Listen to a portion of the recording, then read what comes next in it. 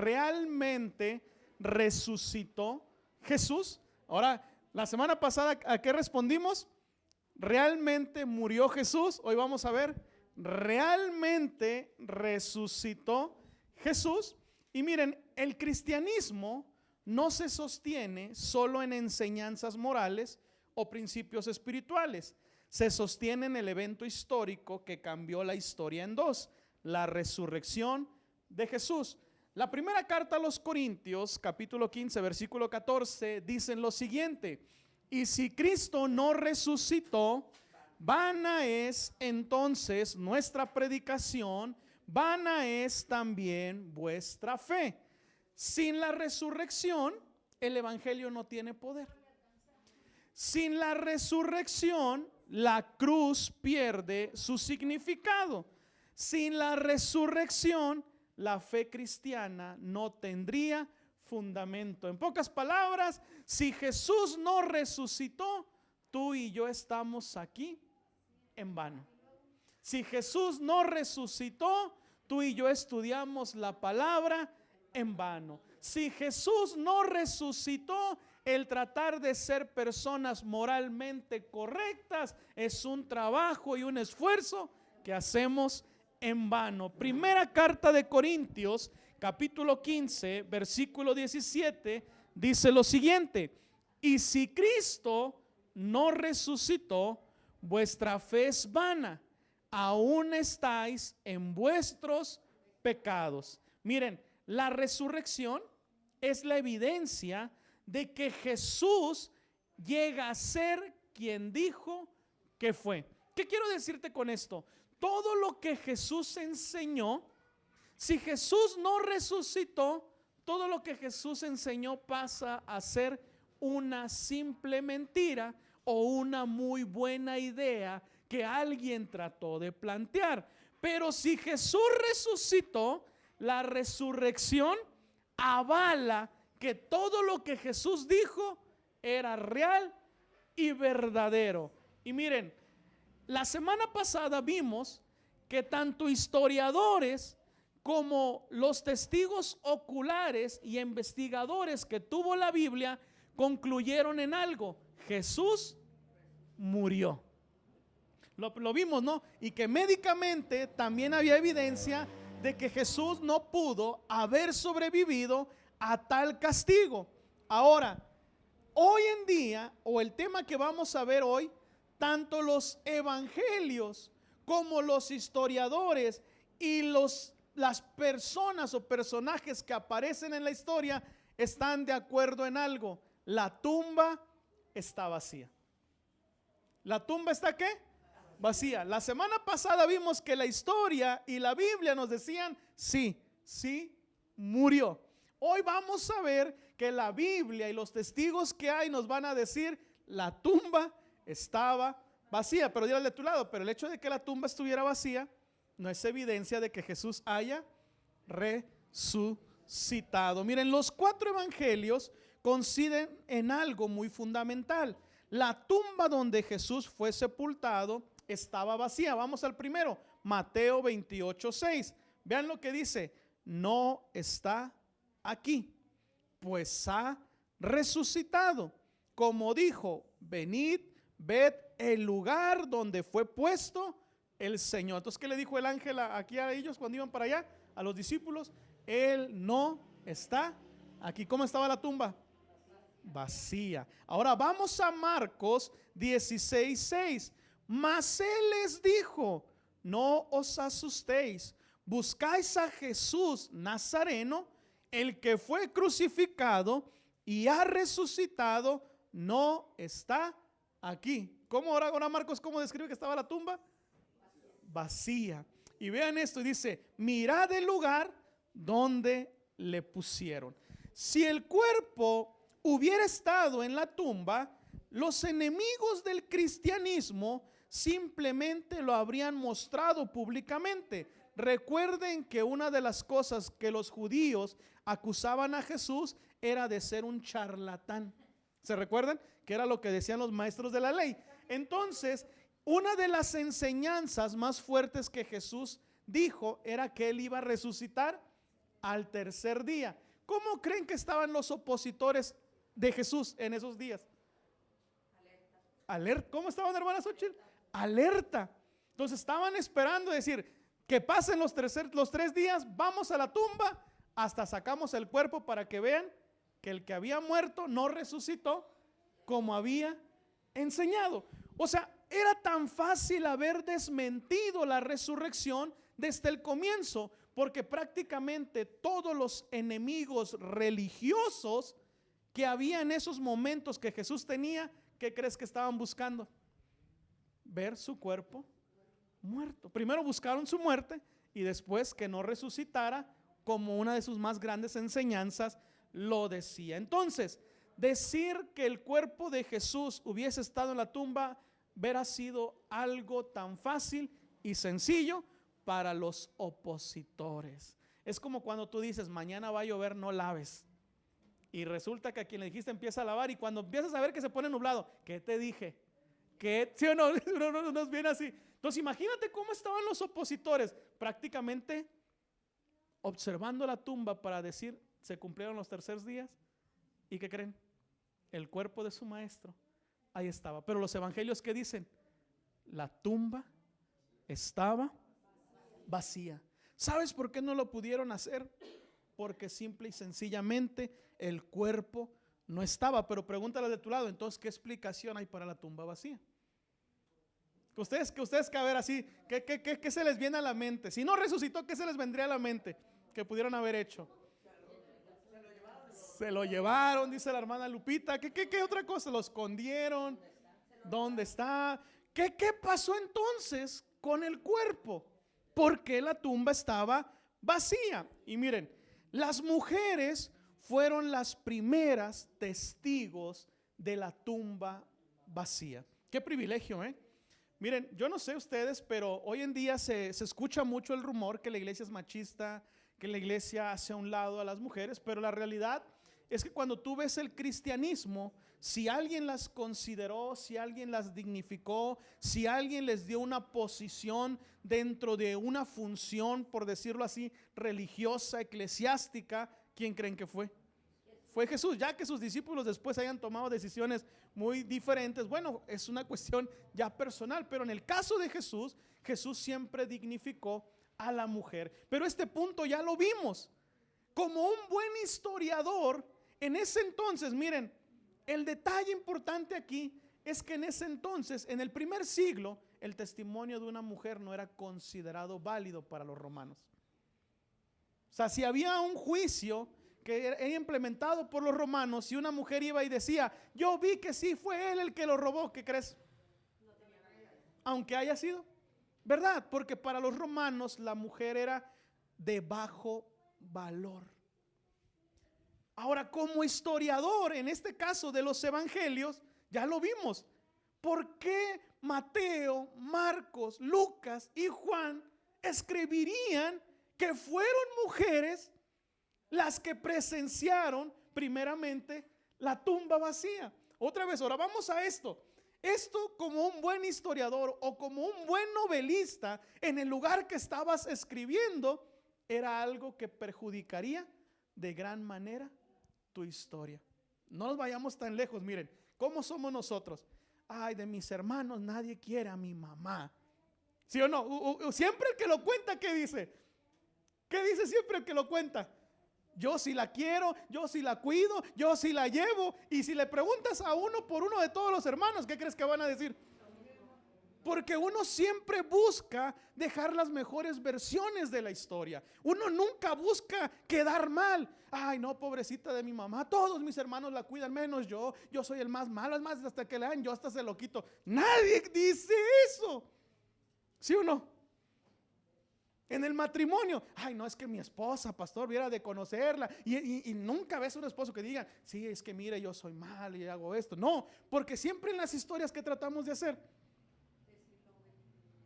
siempre quién es el hijo bueno, siempre quién es el cónyuge no bueno, siempre quién es el empleado bueno. Siempre en todas las historias tratamos de desecharlo más. Y siempre ha sido así, ¿eh? Entonces, como historiadores o los que escribieron los evangelios, ¿qué estarían pensando para describir que las primeras que vieron la tumba vacía fueron mujeres. No solo para los romanos el testimonio de la mujer era como de poco valor, aún para los judíos de esos tiempos el testimonio de la mujer no era tan relevante. ¿Por qué lo hicieron?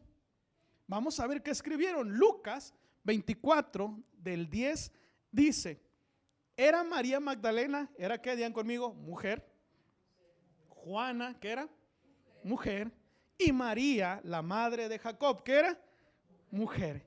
Y las demás con ellas, o sea que había más mujeres, quienes dijeron estas cosas a los apóstoles. ¿Qué fueron a decirle a los apóstoles? La tumba está vacía.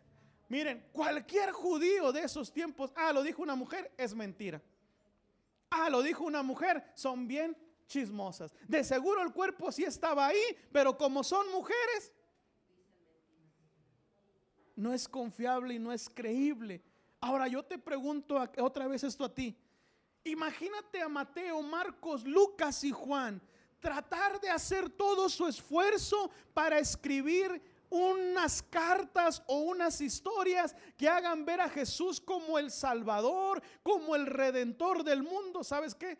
Esto que escribieron aquí hace que sus escritos, para lo que se vivía en esos tiempos, fueran considerados irrelevantes. Pregúntale de tu lado, ¿por qué dejarían que pusieran que las mujeres fueron las primeras que lo vieron? ¿Saben por qué? Porque era verdad. Porque eso fue lo que realmente sucedió. Si alguien estuviera inventando una historia para convencer a otros, jamás incluiría a mujeres como las primeras testigos de lo más valioso y asombroso que ha pasado en el mundo: la resurrección de Jesucristo. Pero los evangelios lo registraron así porque ellos no estaban inventando o no estaban tratando de embellecer una historia. Ellos simple y sencillamente registraron lo que vieron que ocurrió. Entonces, ¿quiénes fueron las primeras en ver la tumba vacía? Las mujeres. Otra vez ya vemos, ¿no? Los evangelios ya vimos que narran que la tumba estaba vacía. Ahora aparecen las mujeres. ¿Cómo declaran la tumba? Vacía. Pero ahora vamos a ver qué explicaciones alternas hay para declarar por qué la tumba pudo haber estado vacía. Miren, cuando hablamos de la resurrección, muchas personas dicen, debe de haber otra explicación. Y es normal, y es válido. Porque tú dices, no, pues ¿cómo? ¿A dónde se fue?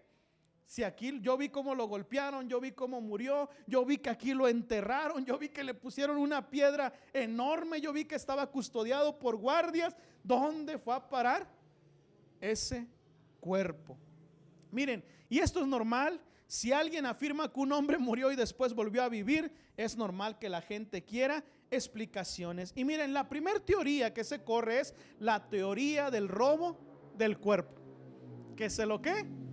Que lo robaron. Esa es la primera teoría. Miren, esta teoría dice que los discípulos robaron el cuerpo de Jesús para fingir que había resucitado. Hasta ahí podríamos decir, pudo ser. Pero ahora yo te pregunto, ¿tú esconderías una mentira con tu propia vida?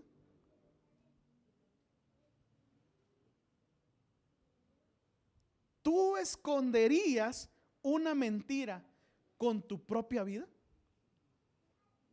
Porque hasta el punto de decir los discípulos tomaron el cuerpo y lo robaron, uno podría decir, puede ser.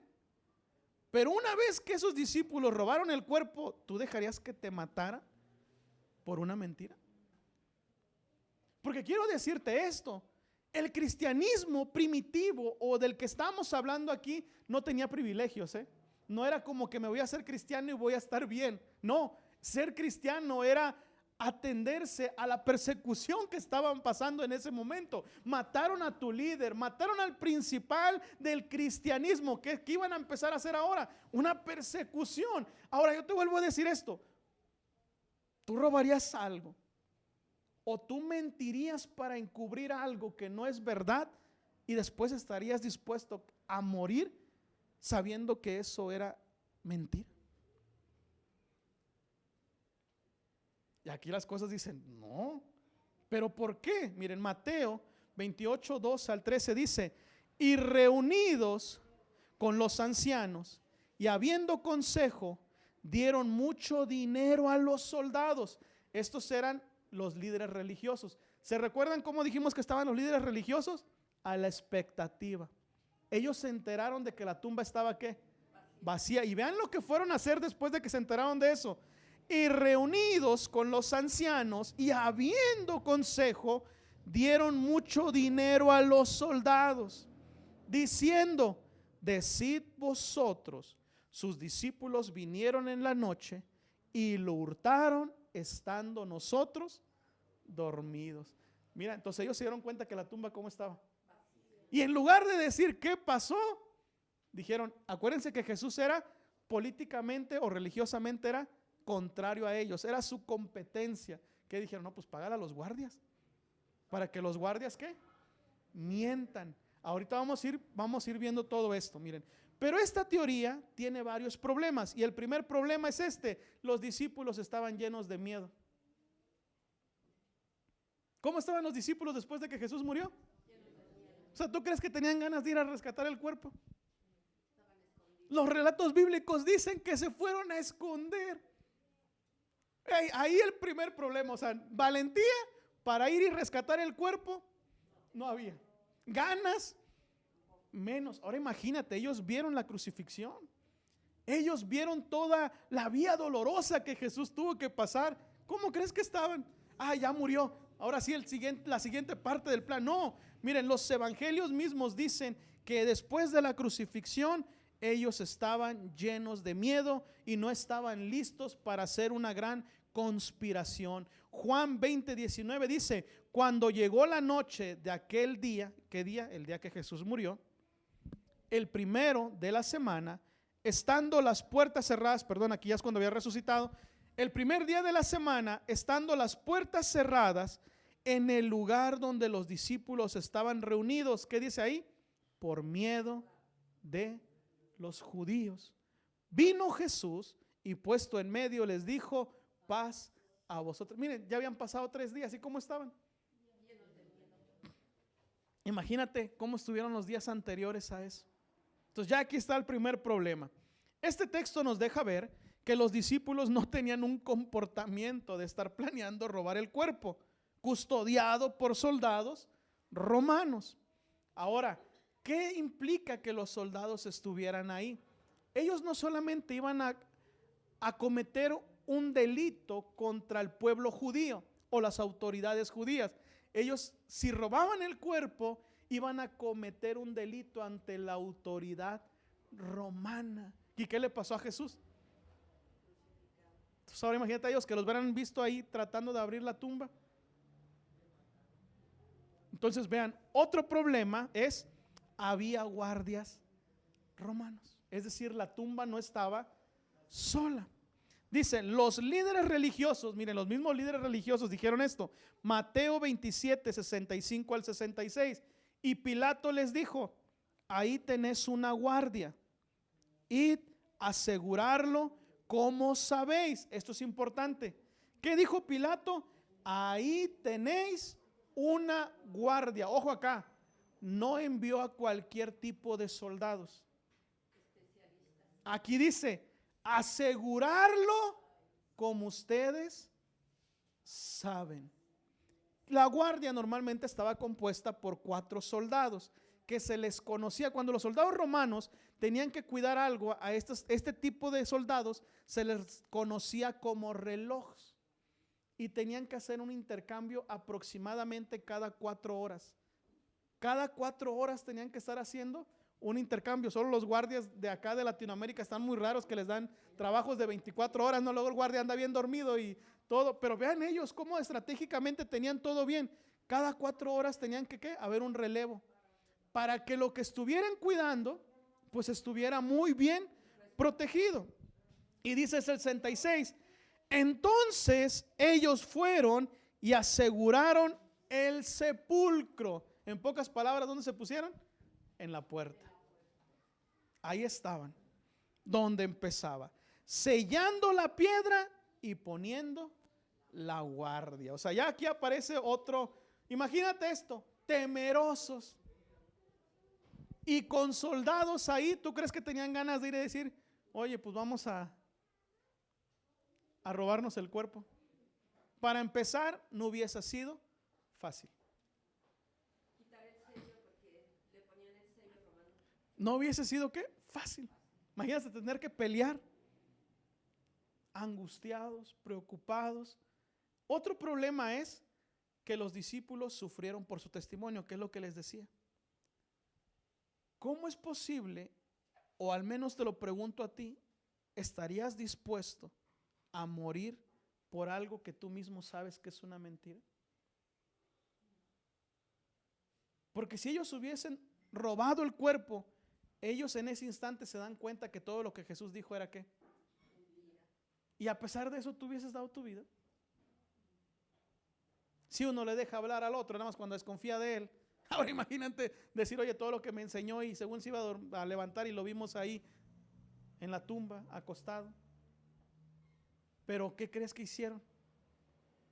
Después de que Jesús murió y después de que vieron la tumba vacía, estuvieron dispuestos a sufrir y a morir por lo que habían visto. Las personas pueden morir por algo que creen que es verdad, pero nadie está dispuesto a morir por algo que sabe que es mentira. ¿Por qué los discípulos decidieron morir? Porque sabían que lo que habían visto era verdadero. Si ellos hubiesen robado el cuerpo, sabrían que todo era una mentira, pero aún así dieron su vida por ese mensaje. Jesús murió y resucitó para el perdón de nuestros pecados. Entonces la teoría de que se robaron el cuerpo queda invalidado. Otra teoría es la teoría del lugar equivocado. ¿Qué dice esta teoría? Otra teoría dice que las mujeres fueron al sepulcro equivocado. Vean cómo eran para ellos las mujeres. ¿Qué empezaron a decir? No, hombre, son mujeres, de seguro se equivocaron de tumba. Así literal fue lo que se empezó a esparcir. O sea, eran mujeres, de seguro fueron a otro sepulcro en lugar de ir al sepulcro correcto. Y era válido porque volvemos a lo mismo. La historia decía que fueron mujeres. O sea, en pocas palabras, a sus adversarios, ellos mismos le estaban dando las herramientas en charolas de plata para poder justificar cualquier cosa que ellos quisieran decir. Entonces empezaron a decir, no, pues las mujeres se equivocaron de sepulcro. Es decir, que llegaron a otra tumba vacía por error y creyeron que esa era la tumba de Jesús. Esa es otra de las teorías que se cree. Pero esta teoría tampoco funciona porque muchas personas sabían exactamente dónde estaba la tumba. Ahora quiero aclarar algo. Jesús no fue enterrado en una tumba normal. Recuerden que quien pidió su cuerpo, la Biblia lo describe como una persona importante de la región. Es decir, no era un lugar donde no se sabía, sino que estaba todo establecido en algún lugar específico. Vamos a la Biblia, Mateo 27 del 59 al 60. Y dice, tomando José el cuerpo, ojo acá, porque ni siquiera los discípulos fueron los encargados de enterrarlo, lo envolvió en una sábana limpia y lo puso en el sepulcro nuevo que había labrado en la peña. Y después de hacer rondar una gran piedra a la entrada del sepulcro, se fue. Y vean aquí, entonces, ¿quién sabía dónde estaba la tumba? Pues el dueño, que era José. ¿Cuántos testigos hay? Uno. Ahí va el primero que sabía dónde estaba la tumba. Y estaban ahí María Magdalena, 2, otra María, 3, sentadas delante del cuerpo. Podemos decir que al menos de toda la historia hay 3 personas que específicamente saben dónde estaba la tumba de Jesús. Y volvemos un capítulo atrás, cómo estaban los enemigos religiosos. Entonces, ¿quiénes más sabían dónde estaba la tumba? Los judíos, los maestros de la ley, todas las personas importantes que en dado momento estaban ahí. José de Arimatea y las mujeres sabían dónde estaba la tumba. Los líderes judíos sabían dónde estaba la tumba. Es decir, No fue como que se llevaron el cuerpo y llegamos al panteón y, oye, ¿dónde estará? Y ahí va uno, ¿no te ha pasado que de repente uno va y pues no sabe dónde está y tiene que andar buscando ahí en las lápidas, leyendo a ver dónde quedó? Pero no, en este caso había gente específica que sabía cuál era la tumba donde Jesús había sido sepultado. Mateo 27, 63 al 64 dice, diciendo, Señor, nos acordamos que aquel engañador dijo, viviendo aún después de 3 días resucitaré. Manda pues que se asegure el sepulcro hasta el 3er día, no sea que vengan sus discípulos de noche y lo hurten y digan al pueblo que resucitó de entre los muertos, y será postrer el horror peor que el primero. Ok, ya vimos. ¿Quiénes sabían dónde estaba la tumba? José, las 2 mujeres, las 2 Marías, los líderes religiosos judíos. Y ahora, ¿tú crees que no iban a encontrar dónde estaba la tumba de Jesús si tenía 4 soldados romanos enfrente? ¿Tú crees que se iban a equivocar? Pues era la única tumba que tenía, que creen. Es como si ahorita tú vas al panteón de Zapopan, donde aparentemente, donde dicen que enterraron a la persona que acaba de fallecer, y cuando tú ves, pues dices, pues ahí está todo lo que le pusieron alrededor. O sea, es difícil de decir, no sé en qué parte del panteón está. Ahora imagínate, en el lugar, en el panteón donde estaban las tumbas, era la única que tenía soldados romanos enfrente. Yo te pregunto, ¿había razón para equivocarse? ¿Había razón para ir a otra tumba y decir, estaba así? No, era evidente cuál era la tumba de Jesús. Los romanos mismos sabían dónde estaba la tumba. Ellos mismos colocaron la guardia. Si las mujeres se hubieran equivocado de lugar, los líderes religiosos simplemente hubieran dicho, hey, ustedes que están diciendo que la tumba está vacía, se equivocaron, esta es la tumba verdadera. Porque ¿qué querían demostrar ellos? Que todo lo que Jesús había dicho era mentira. Pero al contrario, ¿cuál fue la reacción de ellos? Ya lo leímos versículos atrás. Dice que fueron a tratar de sobornar a los guardias romanos. Si las mujeres se hubiesen equivocado, era tan fácil para los líderes religiosos de ese momento desmentirlas. Hey, fueron a otra tumba, la tumba de Jesús está acá y ahí está su cuerpo. Pero ellos vieron lo mismo que ellas vieron. ¿Qué vieron ellas? La tumba vacía. Y dijeron, chispas, la que se nos viene ahora. ¿Y qué fueron? Oye, di que no, Y dice, y ojo, dice que llevaron muchas monedas. O sea, no fue algo, no fue un soborno así simple y sencillo. Miren, entonces, la teoría de que se equivocaron de tumba, podríamos decirla que es irrelevante, ya que había muchos testigos y muchas personas que conocían dónde realmente estaba la tumba de Jesús. Pero hay otra teoría, y esta es como que de las más complicadas, la teoría de la alucinación. ¿Qué quiere decir esto? Esta teoría dice que los discípulos tuvieron alucinaciones con Jesús. Es decir, que realmente no era el Jesús al que estaban viendo, sino que el dolor que estaban padeciendo en ese momento, el sufrimiento que tenían en ese momento era tan grande que los hacía ver lo que extrañaban. ¿Les ha pasado que de repente uno dicen, fallece un ser querido, y de repente uno dice, ay, sentí que me habló, o sentí que vino a verme? ¿A alguien le ha pasado alguna situación así? Era más o menos, es la explicación que más o menos trataban de dar. No resucitó. Están alucinando.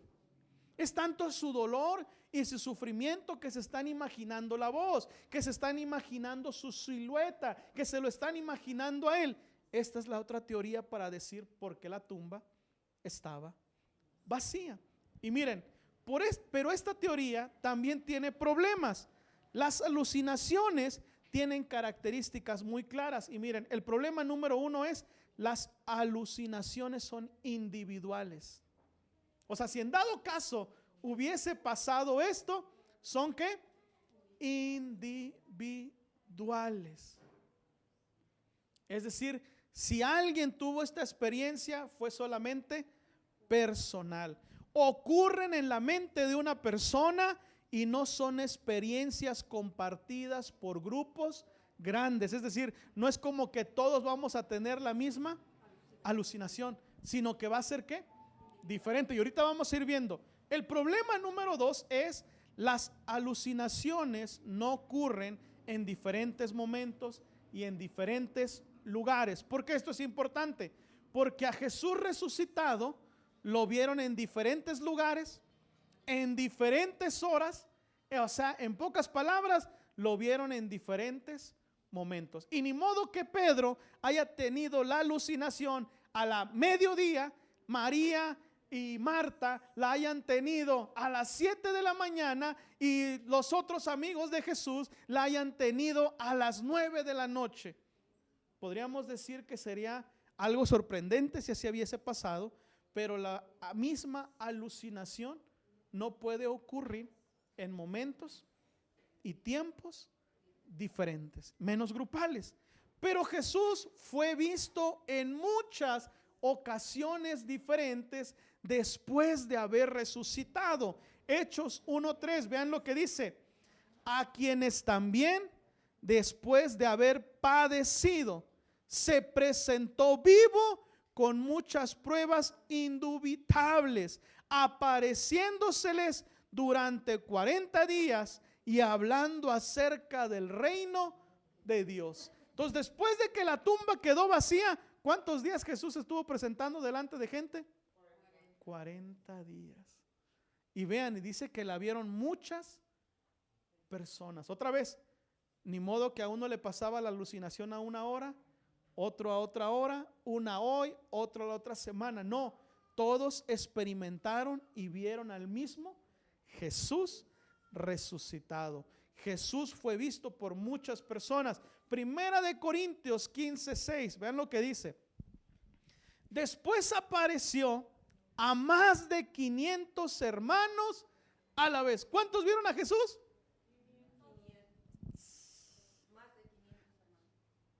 De los cuales, aquí está escribiendo Pablo, muchos aún viven y otros ya duermen.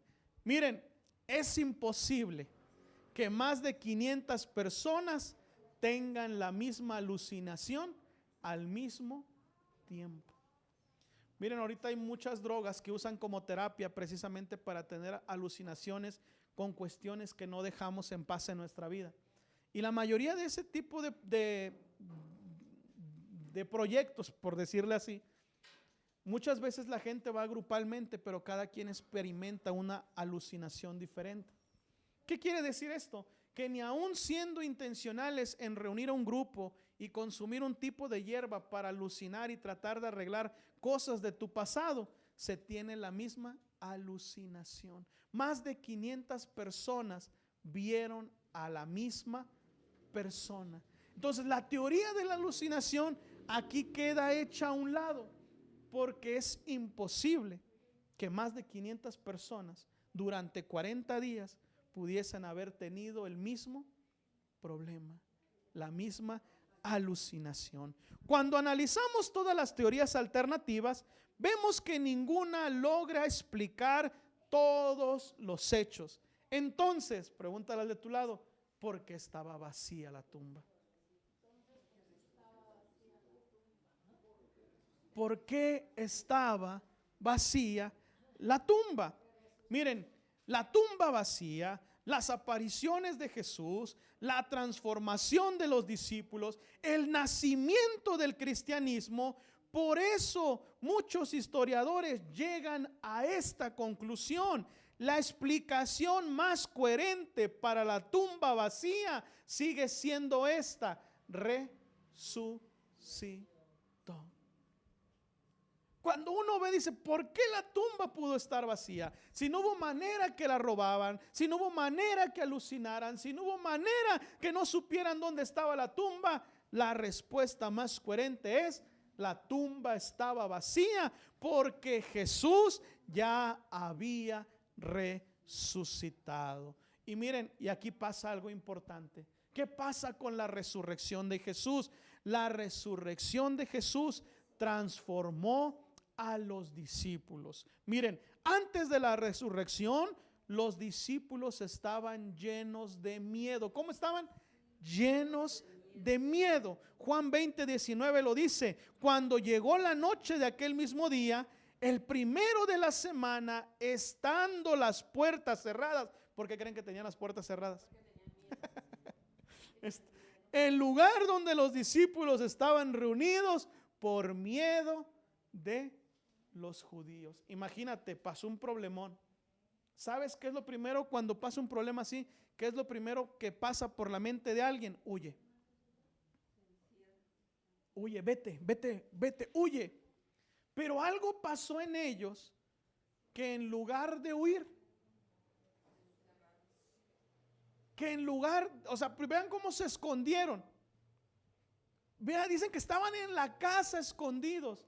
Y dice que alguien llega, y aquí pasa algo bien sorprendente, ya ustedes defínanlo como quieren. Dice que atraviesa la pared. Y se les presenta y les dice: ¡hey! Paz a vosotros. ¿Cómo estaban ellos? Y no, yo me verá un infarto ahí, imagínate, con miedo, y luego lo veo cruzando.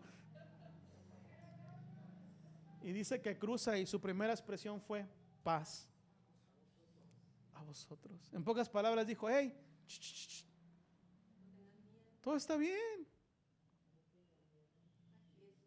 ¿Qué acaso no les dije que al tercer día resucitaría? ¿Qué pasó en ese cuarto después de que ellos tenían miedo? ¿Sabes qué pasó? Lo vieron resucitado. Lo volvieron a ver tal y como lo habían conocido. Y ahí estaba el Tomás. No, yo hasta que no. Aquí está. ¿Qué pasó? Que dice que estaban todos ahí. ¿Quién va a ir a comprar para que comemos? No, pues zafos. Yo creo que estaba así, no, pues a quien le toca. Que estaban escondidos y de repente dijeron: vamos todos para afuera. Y dice que Pedro se presenta delante de más de 2,000 personas y les dice: ustedes judíos que mataron al Mesías, arrepentíos y convertidos. Tú dices: espérate. Si no quería que nadie los viera. Y luego salieron muy valientemente, y ojo acá, voy a usar esta expresión, salieron a dar el pecho. ¿Sabes? Uno está dispuesto a dar el pecho o pelear por algo que sabe que es verdad. Y los discípulos estuvieron dispuestos a salir porque la resurrección de Jesús trae transformación. Ahora, quiero decirte esto. Ellos tuvieron que esperar el momento para verlo resucitado. Tú y yo ya vimos que Jesús resucitó. Y aquí es donde esto se deja de ser histórico y se vuelve algo personal. ¿Cómo estás reaccionando tú?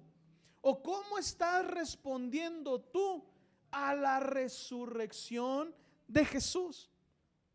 Después de la resurrección, comenzaron a predicar con valentía. Hechos 4:20 dice: porque no podemos dejar de decir, y vean lo que dice aquí, lo que hemos ¿qué? ¿Qué vieron? Bien, dice: porque no podemos dejar de decir lo que hemos visto y oído. Pregúntale al de tu lado, dile: ¿qué has visto que Jesús ha hecho en ti? Porque ellos, cuando vieron algo de Jesús, ¿qué dijeron? Miren, ellos tuvieron las mejores enseñanzas y al mejor maestro, pero cuando lo vieron muerto, corrieron a esconderse. Por eso cuando de repente alguien te diga: hey, contigo hasta la muerte, tú y yo vas a ver que siempre que venís debe estar. Ay, la primera que haga problemas, ahí probablemente corran la mayoría. Pero dice que corrieron. Y después dice que se envalentonaron y salieron por lo que vieron y lo que oyeron. Ahora, ¿qué dificultad estás atravesando hoy? Porque si uno muchas veces hace que retrocedamos. Pero dile, pero si tú ya viste a Dios, si tú ya viste a Jesús en un área de tu vida, dile, no te calles, no dejes de decir lo que has visto y lo que has oído, porque eso es real y verdadero. La resurrección transformó a hombres temerosos en testigos valientes. Algo ocurrió que cambió completamente sus vidas, y eso es lo que Dios desea que pase contigo y conmigo. Sandra, ¿me vas con el instrumental, por favor? Y miren, la resurrección solo confirmó algo, que todo lo que Jesús dijo era real y era verdadero. ¿Era real y qué? Era verdadero. ¿Se recuerdan cuando Jesús, lo que leíamos en la clase de escuela dominical? En paz, mi paz os dejo, mi paz os doy. Ay, pastor, pero hubiera de ver todo lo que estoy pasando. Jesús dijo, mi paz te dejo. Y si Jesús resucitó, todo lo que Él dijo, ¿qué crees? Es verdad. Dice, el que pierda su vida por mi causa, la va a ganar. Todo lo que Jesús dijo es que vean a las aves del cielo que no trabajan y no hay día que se queden sin comer. Si Jesús resucitó, todo lo que Él dijo es verdad. Jesús dijo, volteen a ver las flores del campo, qué increíbles y maravillosas. Y ni Salomón, con todo el oro que tuvo, pudo ser tan esplendoroso como su Padre cuida de ellas. Si Jesús lo dijo y si Jesús resucitó, todo lo que Él dijo es verdad. Jesús dijo, aquel que cree en mí, aunque esté muerto. Si Jesús resucitó, todo lo que Él dijo es verdad. La resurrección confirma que Jesús es el Hijo de Dios. La resurrección fue la confirmación divina de la identidad de quien era Jesús. Romanos 1:4 dice que fue declarado Hijo de Dios con poder según el Espíritu de santidad por la resurrección de entre los muertos. Miren, si Jesús no hubiese resucitado, Jesús hubiese quedado solamente como un gran filósofo. Si Jesús no hubiese resucitado, Jesús hubiese quedado solamente como un gran hombre pensador. Pero como Jesús resucitó, Jesús no fue una persona normal. Jesús no fue como tú y como yo. Al Jesús resucitar, demostró que tenía poder sobre la muerte y sobre la enfermedad. Y eso solo confirma algo: Jesús es Dios. Jesús es el Señor. Si Jesús resucitó, sus enseñanzas son verdaderas, su sacrificio fue aceptado, su autoridad es real por sobre todas las cosas. Pero con esto quiero cerrar. La resurrección exige una respuesta. La resurrección exige una respuesta. La resurrección no es solo un hecho histórico para ser estudiado.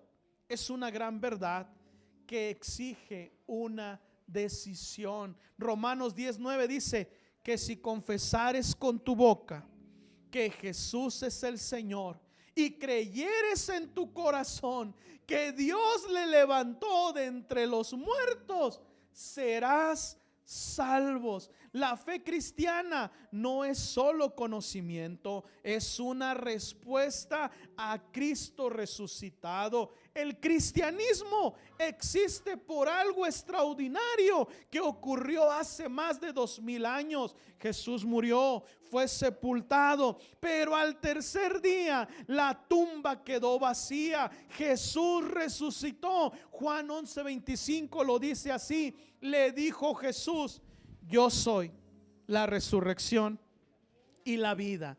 El que cree en mí, aunque esté muerto, vivirá. ¿Por qué los discípulos estuvieron dispuestos a morir después de ver a Jesús resucitado? ¿Por qué creen? Porque sabían que había vida.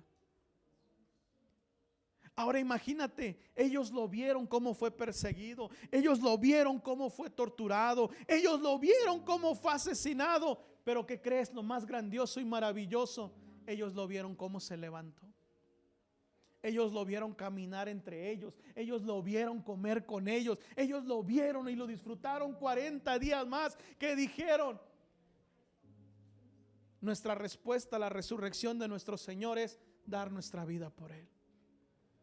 Y dice que se encaminaron y dice que empezaron a vivir. Hemos hablado de la tumba vacía, hemos visto la evidencia, hemos visto a los testigos, hemos visto que no hay ninguna explicación que pueda lograr responder lo que ocurrió más que una sola: Jesús realmente resucitó. Pero ahora la pregunta más importante ya no se trata de la historia de la resurrección, ahora se trata de lo que tú y yo vamos a hacer. Y quiero preguntarte esto: ¿cómo estás respondiendo a la resurrección de Jesús?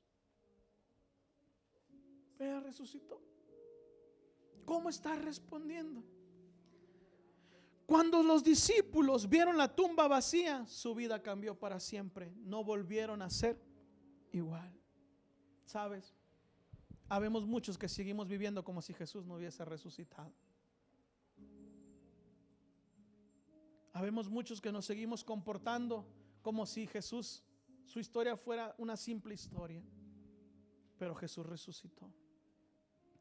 Los que antes estaban llenos de miedo, ahora predicaban con valentía. Los que antes estaban escondidos, ahora estaban dispuestos a dar su vida. ¿Por qué? Porque entendieron algo: Jesús no solo había muerto, Jesús había venido de la muerte, Jesús había resucitado. Hoy tú y yo estamos escuchando la misma noticia que las mujeres le llevaron a los discípulos. ¿Qué fueron a decir a las mujeres? ¡Hey, la tumba está vacía! Y había un ángel que nos dijo que Él ha resucitado. Y dice que corrieron hacia la tumba. Y yo estoy convencido que la mayoría de los que estamos aquí hemos corrido hacia Jesús. ¿Sí o no? En algún área de tu vida, la mayoría de los que estamos aquí hemos corrido hacia Jesús. Y Él lo hemos visto, lo hemos experimentado, hemos visto su poder, su gracia sobre nuestra vida. En pocas palabras, tú y yo estamos convencidos de algo: Jesús sigue estando vivo. Pero ¿cómo vamos a responder a que Jesús está vivo? A que Jesús está con nosotros, a que Jesús es el Rey. Porque si Jesús resucitó, entonces Él no es solo un buen maestro, Él es Señor. Hoy Dios nos llama a hacer lo mismo que hicieron los primeros discípulos. Nos llama a creer en Él, a confiar en Él, pero sobre todo nos llama a comenzar una nueva historia con Él. Dile al de tu lado: ¿cómo estás respondiendo a la resurrección de Jesús?